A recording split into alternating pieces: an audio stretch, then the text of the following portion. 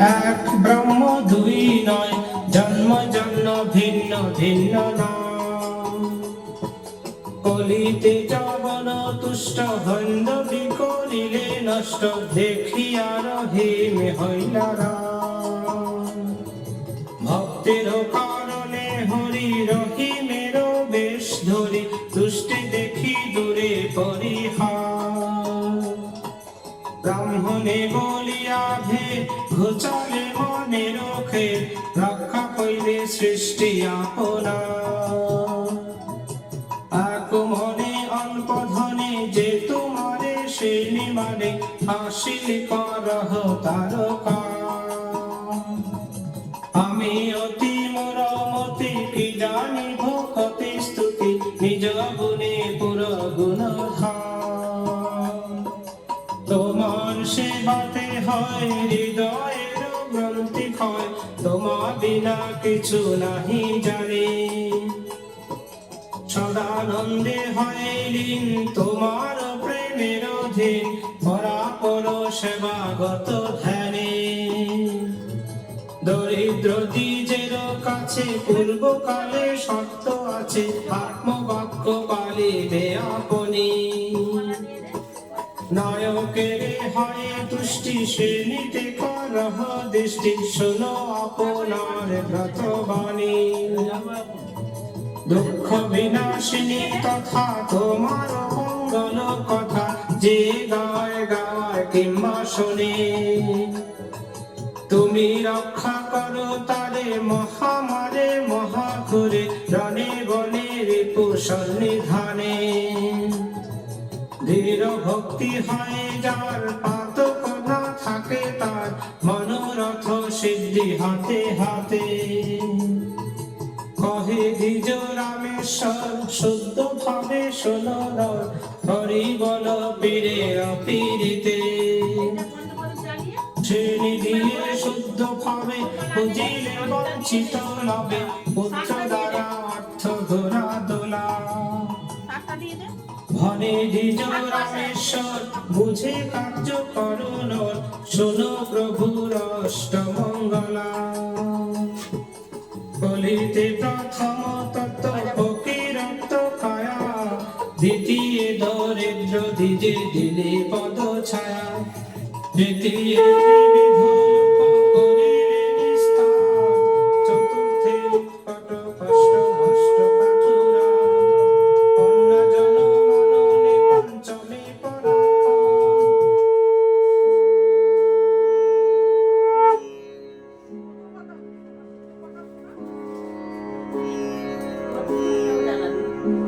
ओम अथ श्री श्री सत्यनारायणस्य पांचाली प्रारम्भम्।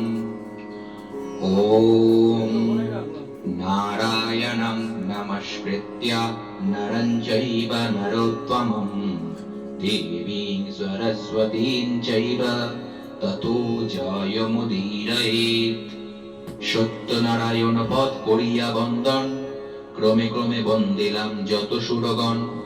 কলিকালে নারায়ণ পূজার কারণ, আবির্ভূত হইলেন মরত ভুবন।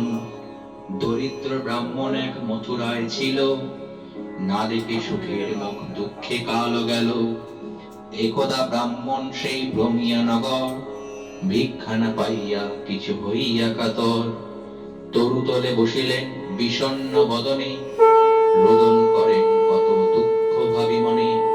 দয়ালু হইয়া চিত্তে সত্যনারায়ণ, ফকিরের রূপ ধরে দিলা দর্শন। বিপ্রের বলেন শুনো দ্বিজ মহাশয়, কি হেতু রোদন করো বসিয়া ধরায়। বিপ্র কহে কি হইবে বলিলে তোমায়, ফকির কহেন বিপ্র ক্ষতি কি বাদায়। দ্বিজ কহে নিত্য নিত্য ভিক্ষা মেঘে খাই, আজি নাহি ভিক্ষা মিলে দুঃখ চিন্তা তাই। ফকির কহেন বিপ্র যাহ নিজপুর, আমারে পরচিলে হবে সর্ব কষ্ট দূর।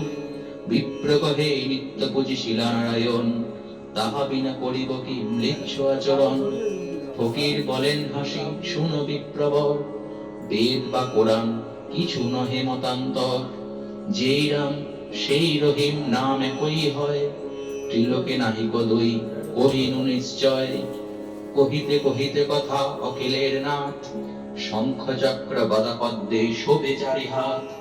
দেখিয়া ব্রাহ্মণ তবে পড়িলা ধরণী, কত মতে স্তুতি করে গদ গদ বাণী। দেখিতে দেখিতে পুনঃ হয়েন ফকির, তাহা দেখি ব্রাহ্মণের চক্ষু হয় স্থির। ব্রাহ্মণ বলেন প্রভু অর্চিব তোমায়, পূজার প্রণালী কহ ধরি তব পায়। ফকির বলেন শুনো শুনো বিপ্রবর, যে মতে করিবে পূজা কহিয়া তৎপর।